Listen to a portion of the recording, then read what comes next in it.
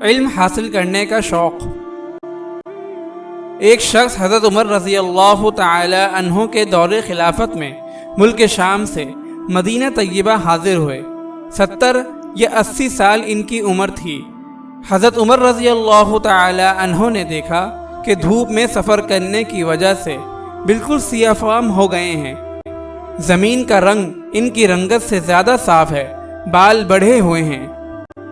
हज़रत उमर रज़ी अल्लाह तआला अन्हु ने पूछा, आप कैसे तशरीफ़ लाए?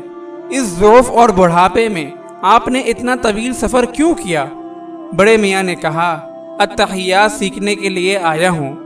इतनी बात सुनकर हज़रत उमर रज़ी अल्लाह तआला अन्हु ऐसे रोए कि दाढ़ी मुबारक तर हो गई और टिप टिप आंसू गिरने लगे।